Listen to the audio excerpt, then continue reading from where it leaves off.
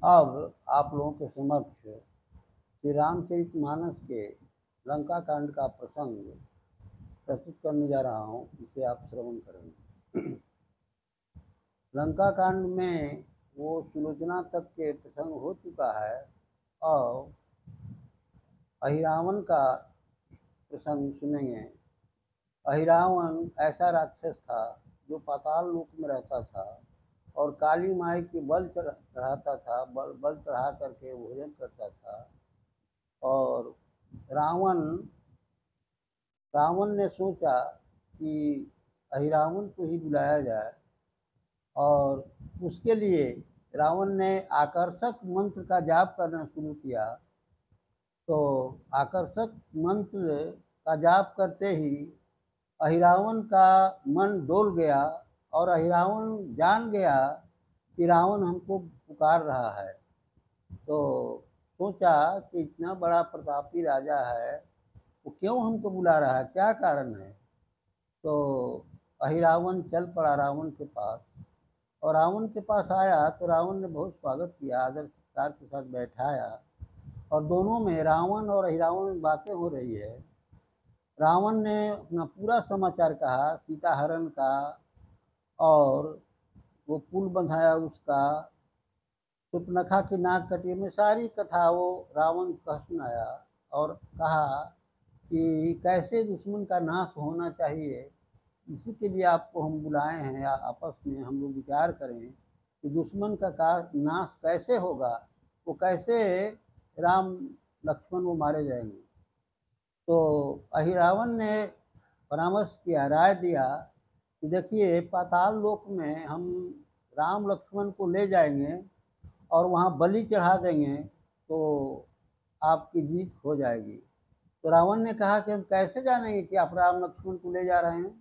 तो आकाश मार्ग से राम लक्ष्मण को हम ले जाएंगे और जब राम लक्ष्मण को ले जाएंगे तो उस समय आप देखेंगे लंका में प्रकाश दिखाई देगा, तो आप समझेंगे कि राम लक्ष्मण को हम लिए जा रहे हैं।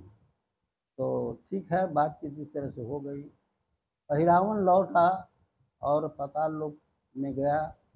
पाताल लोक से फिर आया। राम लक्ष्मण जहाँ पर लंका में निवास करते थे, रात्रि का समय था, रात्रि में ही, रात्रि के अंधकार में ही, और वो जो अहिरावण था बहुत कपटी था, बहुत कपट जानता था और वो भी मंत्र जानता था, मोहिनी मंत्र जानता था। तो भगवान राम की सेना के चारों तरफ सुरक्षा थी। हनुमान जी अपना पूंछ फैला दे करके एक परिधि की तरह बांधे हुए थे, कोई भी बिना उनके आदेश के सेना के पास नहीं जा सकता है। तो अहिरावण ने क्या किया, विभीषण का रूप बना दिया।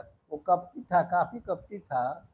विभीषण का रूप बना करके बेडूबे रात्रि में कहता है कि भगवान राम से मिलना है, संध्या करके आज जा रहे हैं, हमको आवश्यक काम है।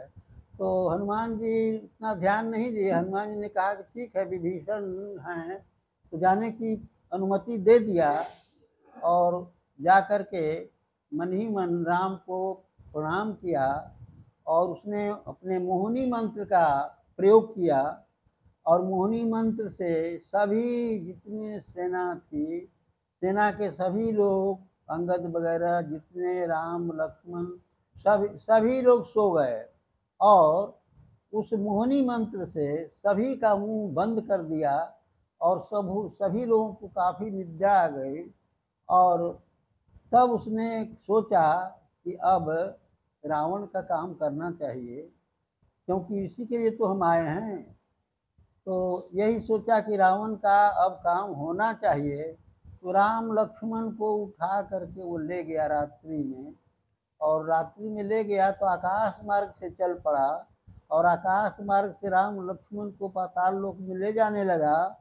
तो लंका में देखा रावण की प्रकाश दिखाई दे रहा है, तो मन ही मन रावण बहुत प्रसन्न होता है, सोचता है कि अब तो मेरी जीत निश्चित है, क्योंकि अब दुश्मन को बलि दी जाएगी। पाताल लोक में काली जी की मूर्ति थी, काली जी पर वो बल चढ़ाता था, बलि देता था लोगों को, क्योंकि वो राक्षस था। तो सोचा कि राम लक्ष्मण को भी बलि दे देंगे तो अच्छा है। तो इतना ही कहकर मैं अपनी वाणी को विराम देता हूँ। अगला प्रसंग अगले दिन होगा। नमस्कार।